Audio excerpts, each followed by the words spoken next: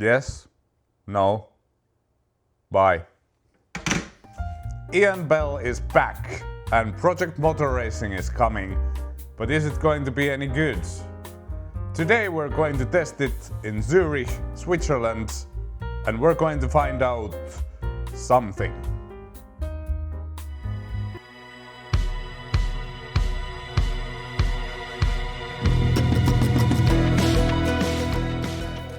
But what are we actually expecting from the game? Well, Ian Bell is, to say the least, a very controversial figure in sim racing community. So let's take a very brief look on the history of his racing sims. In the early 2000s, during the Simbin era, they made GTR, GTR2 and GT Legends. These titles are huge classics in sim racing history. People still play them 20 years after their release, so that says a lot. While Ian Bell was not the founder of Simbin, he was a key partner and a contributor to these games. Under his own company, he made the Project Cars series. I bought Project Cars 1 on release, but I wasn't the biggest fan. The physics department didn't always make sense to me. Some cars were very good, but some were just weird and the AI was very inconsistent. Forced feedback was very painful to set up correctly, and you had to do it for each car separately. Project Cars 2 I never played. I just saw some reviews that said that it didn't really learn from the mistakes in Project Cars 1, so I decided to pass. And then there was Project Cars 3, which succeeded to alienate all the prior fans of the series. So the curve has been going down for a while, so this would be a great time for a redemption. Might even be the last chance they get, so the pressure is certainly on. Sometimes pressure makes diamonds, sometimes fart. I tend not to set any expectations no matter what the history is or no matter what the promises are. Past success doesn't guarantee future success, and past failure doesn't always mean future failure. Keep it simple. End product matters. On this video we get to test and evaluate the physics of Project Motor Racing. But first we'll have to evaluate me. Is the retro sim boy actually qualified to evaluate modern sim racing physics?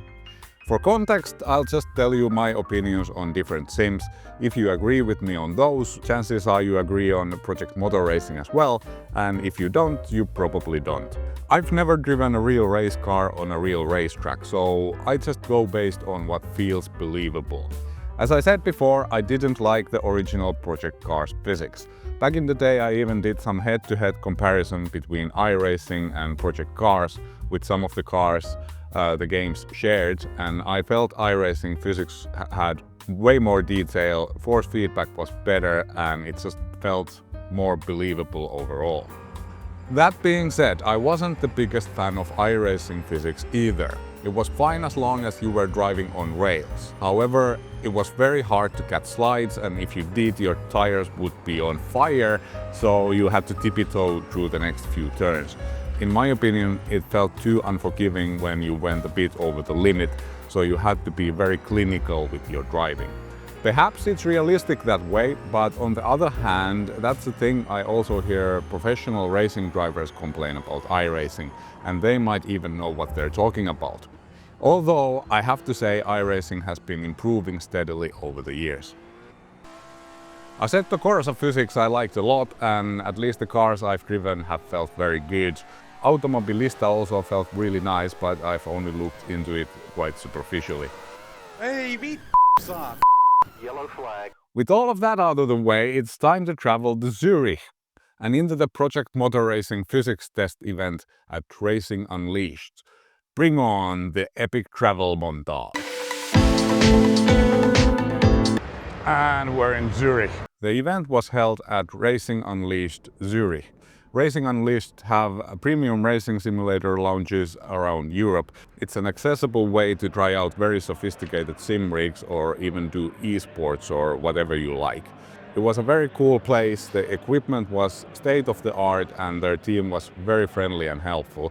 Unfortunately for me, the motion part of the rigs was turned off for the event since Project Motor Racing doesn't have the plugin for that yet. Project Motor Racing is due to have more than 70 cars across 10 classes and 27 tracks, which apparently are laser scanned. In the event we had 3 cars to test: Audi R8 LMP 900, Lamborghini Huracan GT3 Evo 2 and a 1970 Lola T70 MK3B GT. Off the tracks we had Lime Rock and Mosport. I did all my laps around Mosport. The physics are powered by a brand new engine they call Hadron, which is specifically developed from ground up for Project Motor Racing. If you're interested on the technical specs of the physics engine, they are in the description. On the video we're just focusing on the driving experience alone.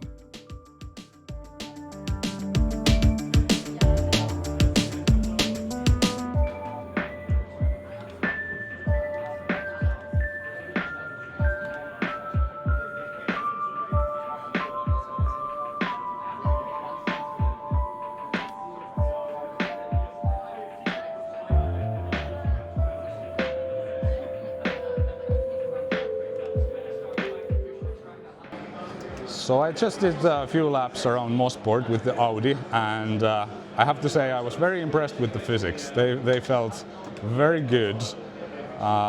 You can really drive the car organically, flirting with the limit, going over the limit sometimes. You don't have to go on rails, which is exactly what I like to see. So physics-wise, I think it feels very solid.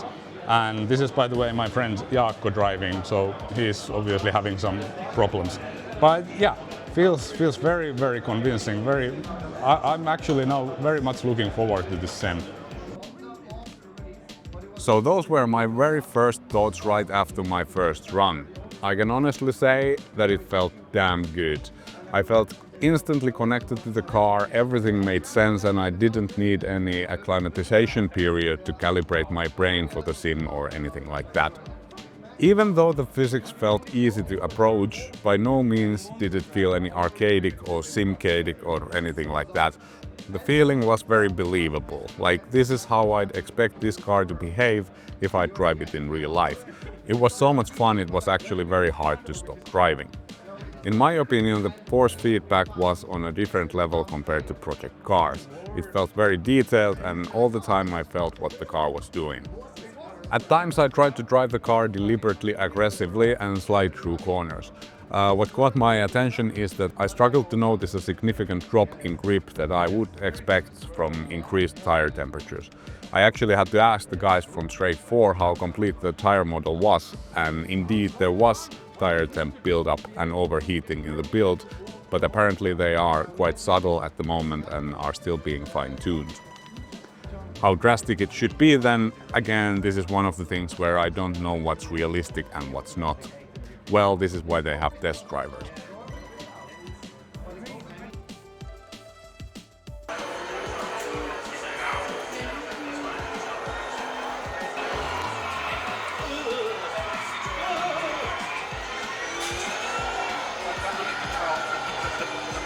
T70 still together.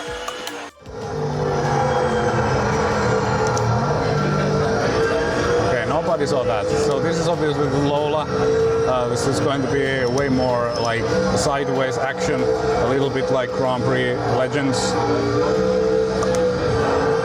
And yeah, feels very nice.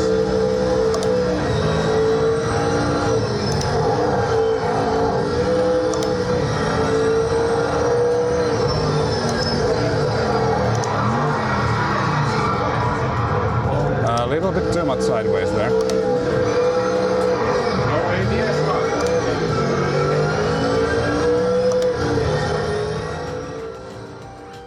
This is what GP Labs would love. A classic 70s racing car with an aluminum monocoque and Chevrolet V8. It's great that they had this to test so we can experiment how the physics engine works with something completely different. After doing a bunch of laps with the Audi, I was very surprised how easy it was to jump into the Lola. Again, the car felt very natural, behaved pretty much exactly how I'd expect, and it was a blast to drive. The force feedback felt a little bit more vague on this, but that's kind of what you'd expect when there's no aero load and way less grip. Nonetheless, the connection with the car felt good, and it's hard to find anything to complain, so it seems like it's solid work. Once again, sliding the car way too much didn't really seem to melt the tires.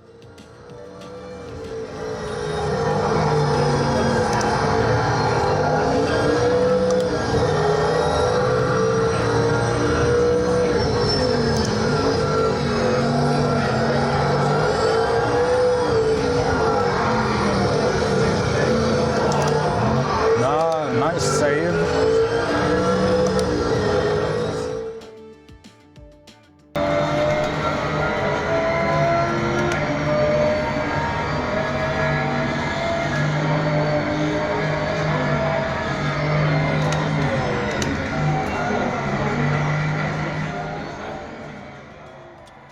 And of course you have to have a GT3 car in the mix as well. Lamborghini Huracan GT3 Evo 2 was actually my least favorite of the cars in the event. With ABS and traction control, it was like on rails. Under braking, the rear should get a little bit restless. I didn't really experience it because I wasn't really pushing it to the limit. I started to get a little bit tired at this point after waking up 5 AM in the morning after sleeping around 3 hours before my flight. I think I would have needed more time with the Lambo to get into turns with it. I can see it would be a phenomenal car to drive once you push it to the limit, but if you're inside your comfort zone, it's a little bit boring. The setup felt a little bit understeery as well. However, as for physics, realism and the feel on the force feedback, I can't find anything to complain.